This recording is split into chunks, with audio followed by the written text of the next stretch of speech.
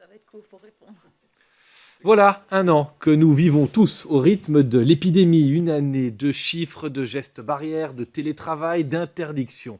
L'heure est sans doute venue de prendre le temps de se demander comment nous allons, comment nous vivons tout cela, et c'est ce qu'on va faire avec deux spécialistes. Bienvenue sur le plateau de Versus.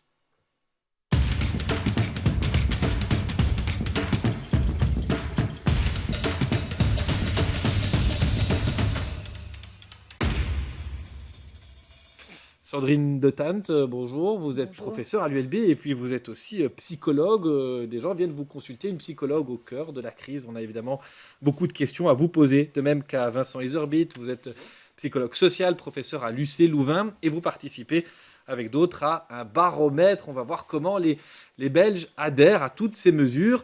Mais peut-être avant tout cela, eh bien, un retour sur ce mois de mars 2020. C'était il y a un an, presque jour pour jour. Tout basculait. Écoles fermées, rues vides de monde, la file devant les commerces dits essentiels, pénurie de papier de toilette. C'est un premier appel et il est signé Thomas Dufrane. C'est la première série d'annonces du Conseil national de sécurité. Nous sommes le 13 mars 2020. Le dernier jour d'école pour de nombreux élèves. Les profs organisent la pause forcée avec, vous le verrez, des révisions et des devoirs à la clé. Dernier service ce soir dans les restaurants avant une fermeture forcée de 3 semaines. 3 semaines qui deviendront 3 mois, mais personne ne pouvait le savoir, comme pour l'interdiction des visites dans les maisons de repos. Il faut s'y faire. De toute façon, ce n'est pas pour des mois, c'est 2 semaines. Une première vague de mesures avant une deuxième quelques jours plus tard. Nous sommes le 17 mars 2020. Toute la Belgique est pendue à son téléviseur. Les citoyens sont tenus de rester chez eux afin d'éviter un maximum de contacts en dehors de leurs familles proches, sauf pour se rendre au travail, sauf pour les déplacements indispensables. Et la notion d'essentiel s'invite dans cette crise inédite. Les magasins et commerces non essentiels, ils sont fermés. Prenez soin de vous, prenez soin des autres. Un mot, la stupéfaction. S'ensuivent ces images dans les supermarchés. Des files de caddies pour rentrer dans les grands magasins. Les supermarchés ne ferment pas, mais il faudra prendre votre mal en patience. Imaginez, il pleut. C'est scandaleux, ils veulent même pas que je rentre avec ma femme. Vous imaginez? Qu'est-ce que c'est que ça pour des histoires? Et ces images dans le centre-ville. Et puis dans les parcs, il est même devenu interdit de s'asseoir. Ah oui, même la Première ministre ne mettait pas son masque, on ne pouvait pas s'asseoir dans un parc. Madame de Tane, vous recevez des gens en thérapie, en consultation. D'abord, comment vous avez géré ça avec eux? Est-ce qu'ils vous en ont parlé directement après? C'était un moment compliqué pour les personnes qui sont déjà en situation de fragilité? On a pu constater plusieurs phases en fait dans la psychologie clinique ou en tout cas dans la patientèle que je reçois. Alors effectivement, dans un premier temps, il a s'agi pour chacun, chacune de s'adapter, s'y inclut la professionnelle que je suis, et donc adapter le cadre thérapeutique à du virtuel, et c'était pas forcément une évidence. Aujourd'hui, ça paraît quelque chose d'évident, mais il y a un an, on se demandait si c'était même envisageable. Et en fait, j'ai plutôt eu une réduction dans un premier temps de ma patientèle. Donc les patients, alors il faut quand même rappeler que c'est une patientèle spécifique, c'est-à-dire en libéral, c'est pas des patients qui sont en institution ou psychiatrisés. Et il y avait probablement un discours, en tout cas c'est ce qu'il me rapportait dans l'après-coup, de on vivait tous la même chose et donc d'une certaine manière on n'avait pas... les questions étaient suspendues. C'est le temps de la sidération dans laquelle chacun et chacune était pris, n'était pas le temps de continuer à discuter. D'autant que j'ai, alors c'est pas la majorité, mais quand même une bonne part de ma patientèle qui vient aussi me voir pour des raisons de burn-out ou de difficultés professionnelles, bref, pour des facteurs externes ou supposés externes à eux à la base. Et pour tout cela, il y avait presque un avantage à ce premier arrêt, c'est que ça permettait de ne pas se poser les questions pour eux. Il s'agissait de se dire que on était tous logés à la même enseigne, tous sur le même bateau et tous pris avec les mêmes difficultés. Alors je voudrais poser la question à Vincent Iserbyt. C'était nécessaire d'avoir une espèce d'électrochoc, d'aller aussi loin, de tout fermer, sinon les gens, comme on dit, n'allaient pas comprendre la gravité de la situation. Il y avait cette espèce de petit calcul presque à faire sur une psychologie de masse.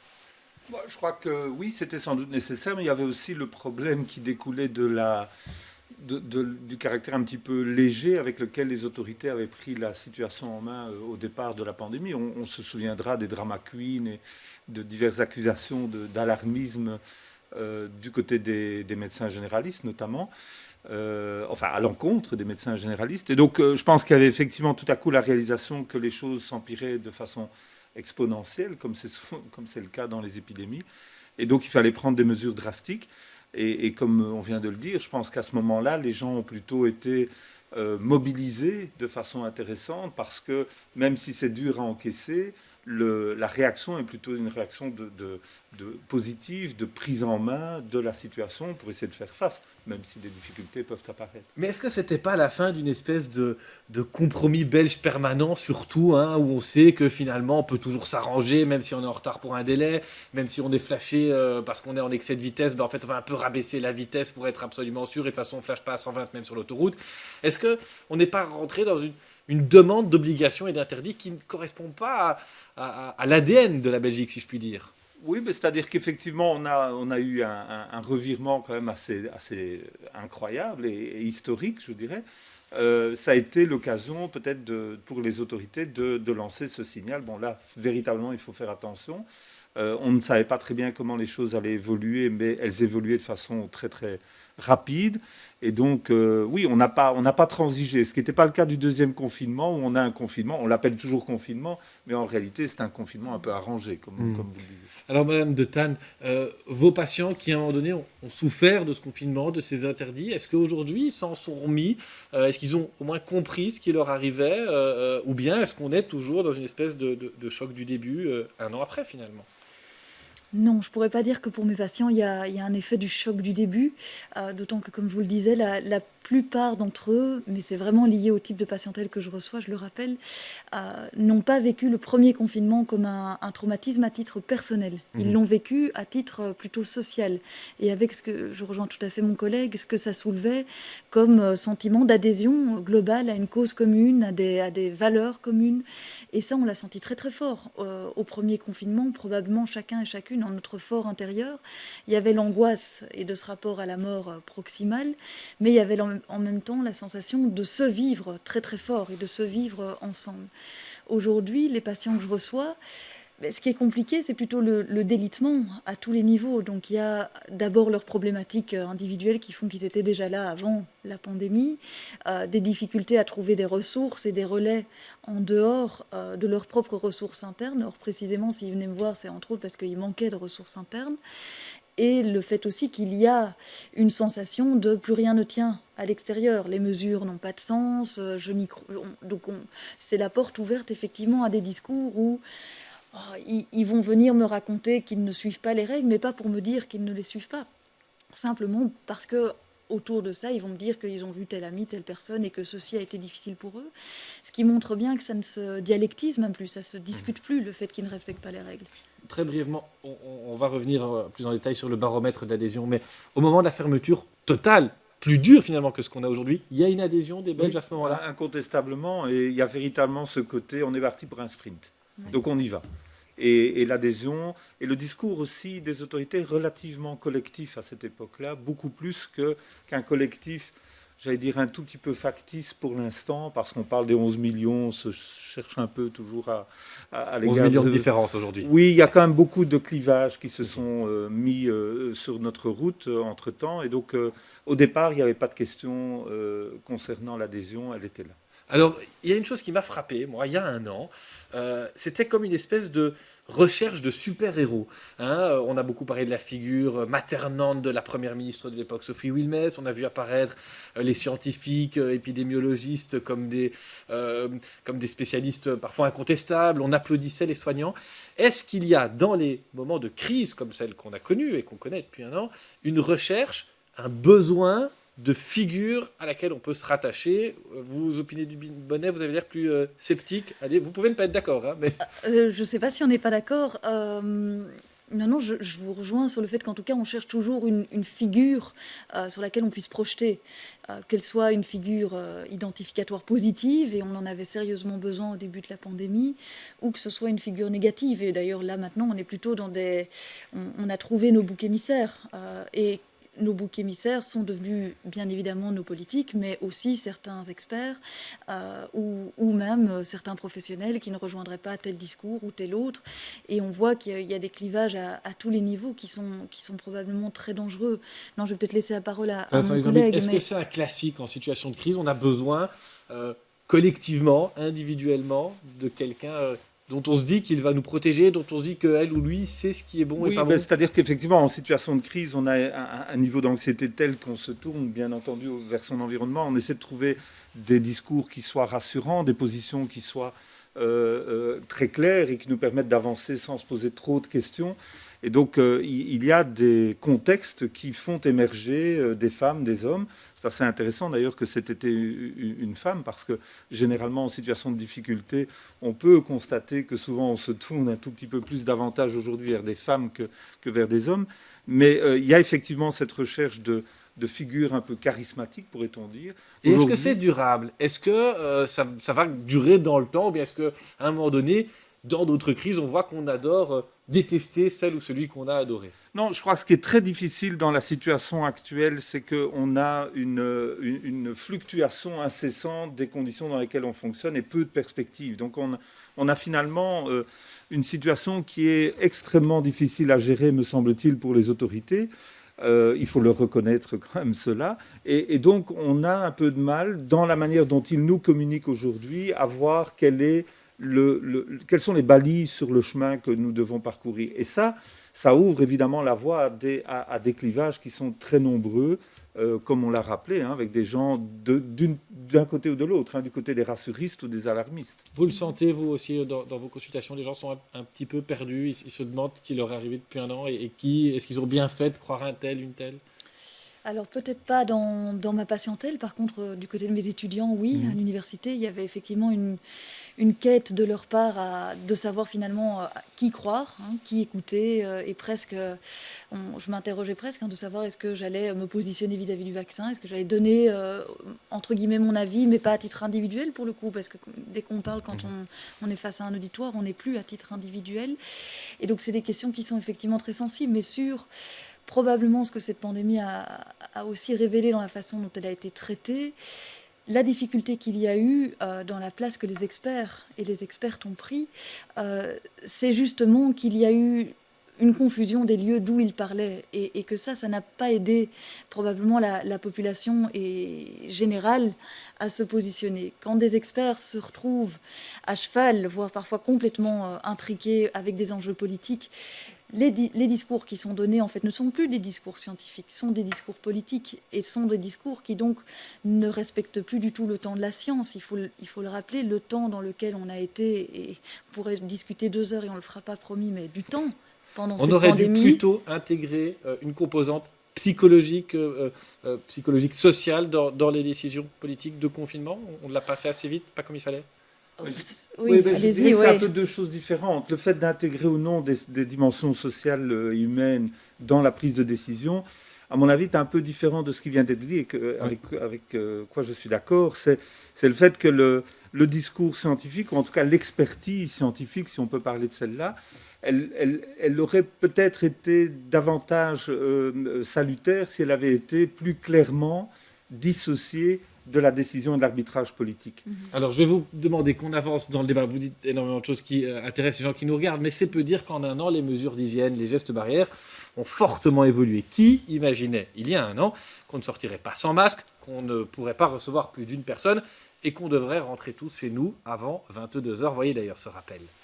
Dès les premiers jours du mois de mars, les cas de Covid se multiplient en Belgique. À l'entrée des écoles, pas encore question de restreindre les cours, mais visiblement, les étudiants sont déjà bien informés. Nous laver les mains environ 40 à 60 secondes. Et si on devait se tousser, se tousser comme ça. On se fait pas la bise, on serre pas la main? Non, on fait plutôt comme ça avec des amis. Voilà. Et les consignes sont absolument partout. Ici, à l'accueil de la clinique Baron Lambert à Etterbeek, des masques et du gel hydroalcoolique sont à portée de main. Les masques, c'est un autre problème. Certains alertent dès les premiers jours de la crise. Absolument trouver une solution pour des masques. C'est tout à fait indispensable. On a besoin des masques essentiellement pour le personnel soignant. Quelques jours plus tard, la crise frappe de plein fouet. C'est le confinement. On découvre une nouvelle notion. Cette notion de distanciation sociale que personne ne comprend, donc on a simplement résumé ça en disant que c'était une distance minimum d'1,50 m. Dans les commerces essentiels, c'est devenu une vraie partie de Tetris. Un client par 10 mètres carrés et une période de 30 minutes maximum pour faire ses courses. Une première série de règles avant d'autres qui arrivent bien plus tard. Le port du masque obligatoire partout à Bruxelles. Protéger soi-même et protéger ceux qu'on aime. C'est parce que c'est obligatoire, sinon je ne l'aurais pas fait. Je trouve que c'est une bonne chose vu l'augmentation des cas. C'est chiant, faut le dire, je le dis cash, c'est chiant. Et en octobre, la deuxième vague s'apprête à déferler avec cette nouvelle mesure que l'on pense temporaire. La région bruxelloise a pris des mesures supplémentaires pour freiner le virus. Michel Gaillard, le couvre-feu débute à 22 h ce soir. Un couvre-feu toujours en vigueur, plus de 5 mois plus tard. Voilà, beaucoup de mesures rassemblées. Il y en a qui étaient obligatoires, le masque notamment, et puis plus, et puis de nouveau, bon, ça dépendait. Vincent Isorbitt, quel est le moment où on a senti le plus haut taux d'adhésion dans la population? C'était au début quand on fermait tout? C'était quand justement on assouplissait parce qu'il y avait une demande d'assouplissement? Non, alors certainement au début, et puis la motivation, elle est peut-être paradoxalement pour nos téléspectateurs, elle est particulièrement forte lorsqu'on sent que les mesures sont nécessaires par rapport à la situation épidémique. Lorsque effectivement il y a une augmentation du taux d'hospitalisation, par exemple, on sent une recrudescence de l'adhésion. D'une certaine manière, alors on a beau dire effectivement la peur n'est pas bonne conseillère, mais la peur est en réalité bonne conseillère quand on l'accompagne correctement d'un certain nombre de recommandations qui sont légitimement perçues comme pouvant solutionner le problème. Et donc je me tourne vers Madame de Tann. Vous avez senti, vous, dans vos consultations avec vos étudiants, qu'à un moment donné, ces chiffres que les médias ont relayés, on peut être critique avec les médias, notamment ici sur Versus, à grands coups d'infographie tous les jours, ça pesait parfois sur le moral des gens, mais sur leur adhésion aux mesures, vous avez des éléments là-dessus? Alors là, je pense que c'est vraiment mon collègue qui est plus expert que moi sur pouvoir, entre guillemets, avoir un indice clair de l'adhésion. Est-ce que les gens avec qui vous discutiez comme psychologue, vous parlez de ces chiffres, vous parlez de ces risques de contamination? C'est-à-dire que je rebondirais peut-être sur la différence entre la peur et l'angoisse. C'est-à-dire que, et c'est probablement ça qui permet de savoir si on adhère ou pas aussi en partie aux mesures. Et encore, il faudrait préciser que veut dire adhérer aux mesures et à quelles mesures on adhère. Parce que si on me demande si mes patients adhèrent aux mesures, je vous réponds non. Mais si on me demande s'ils portent le masque, bah oui. S'ils se lavent les mains, oui, etc., etc. Mais la peur, elle a ça, et c'est ce que mon collègue disait, c'est que la peur, elle a un objet. C'est-à-dire qu'on arrive à définir de quoi on a peur, et du coup, à partir du moment où on peut appréhender l'objet dont on a peur, on peut aussi trouver des solutions. L'angoisse, elle n'a pas d'objet. Et donc, c'est quand précisément on a l'impression que la différence entre ce que l'on peut se représenter, qui est supposé susciter de la peur, et nos possibilités de réaction ou d'appréhension de la situation sont tellement larges que là, il ne peut pas y avoir d'adhésion. Parce que justement, on s'y perd. Et probablement que ce soit quand on a trop peur, et que du coup, on a même des mesures excessives, on ne sort plus de chez soi, on ne fait plus rien, on se lave à l'excès, on ne voit plus ses parents depuis un an, on décroche scolairement, enfin bref. Ou que ce soit quand on n'a justement plus assez peur parce qu'il y a eu un verrou qui a été levé. C'est dans ces moments-là que l'on voit, alors là, à l'échelle populationnelle pour les indicateurs, mais à l'échelle psychique aussi. À l'échelle psychique, on a besoin aussi d'identifier. C'est difficile d'être en colère contre un virus pour des gens qui sont tombés malades, qui ont perdu un proche, qui ont vu leur entreprise fermée, qui se retrouvent dans des difficultés économiques. Est-ce que c'est un phénomène normal d'avoir envie de dire « Ah, mais c'est la faute des politiques qui finalement ont pris les mauvaises décisions, des experts qui ont été trop loin en obligeant à tout fermer, en conseillant ceci, en conseillant cela ». Qu'est-ce que vous répondez, vous, quand vous avez quelqu'un qui vous dit en thérapie, mais finalement, mon problème, c'est peut-être autant la faute du gouvernement ou des experts que d'un virus qui est quelque chose d'immatériel? Ça, c'est le cas pour tout, que ce soit pour n'importe quelle maladie qui nous tombe dessus, que ce soit un cancer, que ce soit le VIH-Sida. Et encore, le VIH-Sida, c'est autre chose, parce qu'il y a vraiment la question de ce que l'on a personnellement mis ou pas en jeu en termes de risque et de prise de risque, en tout cas la plupart du temps. Et c'est le propre de l'humain de chercher du sens à ce qui se passe pour lui et à une situation. Donc effectivement, face à un virus vis-à-vis duquel on ne peut pas trop, à un moment donné, bah oui, il est hors sens le virus. Il agit juste selon des lois et des logiques qui répondent indépendamment à ce qu'on ressent pour lui ou ce qu'on ne ressentirait pas pour lui. Maintenant, ce qui est très difficile, et c'est probablement le job du psy, c'est de permettre au sujet de donner du sens pour eux et pas uniquement à partir de la responsabilisation à l'externe, parce que il s'agit de pouvoir faire la part des choses entre ce qui relève de notre responsabilité individuelle et puis d'une responsabilité externe, mais pointer systématiquement le problème du gouvernement qui a mal agi ou le problème de mon voisin etc. C'est l'ouverture à des comportements dramatiques aussi. Alors justement, on a beaucoup parlé à BX1 et ailleurs des soirées improvisées. On a vu les images du bois de la Cambre rempli de monde fin février, mais en fait, en y regardant bien, des rassemblements ont eu lieu à différents endroits et à différents moments. Je vous propose un retour sur ces fois où les Belges ont tout simplement craqué. Après le stress et la peur de la première vague, le ras-le-bol arrive avec l'été. Plusieurs rassemblements festifs ont eu lieu à Bruxelles ce week-end. Les communes réagissent. La région appelle la police à serrer la vis. Fin juin d'abord à Anderlecht ou à Flagey, le déconfinement est lancé mais il n'y a plus de véritable soirée depuis de nombreux mois. Et un rappel à l'ordre arrive quelques jours plus tard lors d'un conseil national de sécurité. Les personnes présentes ont pris le risque, directement ou indirectement, de mettre en péril des mois d'efforts collectifs. Pour les bourgmestres bruxellois, le respect des interdictions vire au casse-tête. La crainte que j'ai, c'est que si tout ce qui est permis est fermé à partir de 1h, c'est que les gens se dirigent vers d'autres endroits. On a aussi dit que les communes et les bourgmestres et les polices fassent le job si ce n'est pas respecté. Ce qui est évidemment très lourd. Parce que c'est pas amusant de se dire qu'on doit à chaque fois utiliser les forces de l'ordre pour faire respecter une norme. Depuis l'été dernier, la seconde vague a déferlé et avec elle, le couvre-feu. Pourtant, les premiers rayons de soleil du printemps montrent à nouveau ces images, un lendemain de soirée au bois de la Cambre qui a fait beaucoup de bruit. Il faut reconnaître que le débordement d'hier enclène maintenant à donner un coup de tournevis, un tour de vis. Et à plusieurs reprises, ce sont les jeunes qui sont pointés, mais un manque d'adhésion qui touche désormais une grande partie de la société.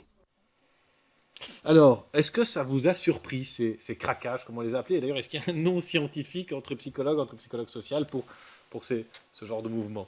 Non, ça ne me surprend pas outre mesure. Je pense que c'est en partie... D'abord, c'est compréhensible sur le plan humain. Je pense que les gens ont besoin de se retrouver et d'avoir des contacts sociaux. Et c'est d'autant plus normal qu'on ne veille pas à aménager des possibilités de le faire. C'est-à-dire qu'il eût été plus... intelligent ou précieux de promouvoir des façons de faire ce genre de choses qui soient effectivement plus sécurisées, notamment dans le public étudiant qui a énormément besoin de contact. Docteur de Tans, les jeunes, ce sont des victimes, pas assez considérées de la situation actuelle? On va essayer de ne pas sortir le terme de victime. Je pense qu'on a tous et toutes eu à vivre avec plus ou moins grandes difficultés, et les jeunes, et c'est essentiel qu'on les pointe, et je ne vais pas diminuer l'importance de les pointer, mais ils ne sont pas les seuls à avoir souffert vraiment largement de cette pandémie. Et les jeunes dont on parle quand on parle de cela, ce sont les jeunes qui sont à l'université, qui sont dans des milieux plus ou moins supposés favorisés de ça. Donc de nouveau, on parle de certains jeunes. Mais les jeunes, dans leur construction, ont besoin de draguer, de rencontrer, d'échanger, Bien sûr. De toute façon, de nouveau, je rejoins mon collègue. Il a dit quelque chose de très important, c'est que on a eu des pratiques, et c'est probablement ce qui a manqué, c'est qu'il y ait des professionnels et des experts des sciences humaines et des sciences sociales, et même de l'histoire, pour pouvoir discuter de cette pandémie. C'est que quand on prend 5 minutes pour interroger un expert en sciences sociales ou humaines, il peut donner un grand nombre d'illustrations de comment avoir des bonnes ou des meilleures pratiques, en tout cas, de comment gérer le rapport au risque. Et entre autres, en ce qu'on appellerait dans les addictions la réduction de risque, c'est-à-dire d'établir des pratiques qui permettent de continuer à avoir la pratique dite à risque, mais avec un risque qui soit minimal. Alors, il nous reste 1 minute, oui, ça passe. Et j'ai quand même envie de vous demander ce que vous allez chacun retenir de cette année de Covid. Mais d'abord, jingle.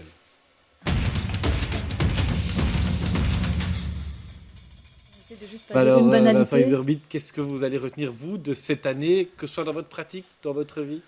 J'ai envie de terminer rapidement avec quelque chose qui m'a frappé lors d'un dernier sondage que nous venons de réaliser, qui est quasiment terminé chez les jeunes étudiants, mais c'est un public important, c'est 220 000 jeunes en communauté française. Et ce qui me frappe, c'est que nous leur avons demandé ce qui était vraiment une leçon pour eux de cette pandémie. Et ce qui est vraiment formidable, je trouve, c'est que la plus grande leçon qu'ils nous pointent, c'est le fait d'avoir découvert davantage de solidarité et d'avoir vu l'importance de la solidarité dans la société. Et je crois que cette pandémie, s'il y a quelque chose que moi je veux retenir, c'est qu'elle nous a réappris à savoir toute l'importance de la solidarité. En quelques secondes, Mme de Thann, désolé, mais le retour. Non. Très rapidement, probablement ces deux points-là. Donc à la fois l'aspect de la pandémie a permis de prendre la mesure qu'il y avait des choses essentielles dont on n'avait plus forcément la possibilité de les voir, entre comment on allait il y a un an et comment on va aujourd'hui. On n'allait pas forcément bien il y a un an. Et donc ça redonne des colorations et des nuances à des choses qu'on ne voyait plus. Et puis à titre la plus personnel, parce que parfois c'est important aussi, moi j'ai vécu le premier confinement et le deuxième comme deux nouveaux congés de maternité. C'est-à-dire ce que ça avait d'exceptionnel à titre de ce que je pouvais ressentir de façon bien plus forte qu'avant, et à la fois de ce que ça avait de dramatique en termes d'invisibilisation de la charge, de poids, de pression, pour probablement en particulier une femme, même si je faisais partie des femmes très très privilégiées, et ça m'a permis de voir à quel point ça doit être terrible pour les autres. Merci à tous les deux d'être venus sur le plateau de Versus échanger votre expertise, psychologue social. La semaine prochaine, un autre thème et d'autres invités.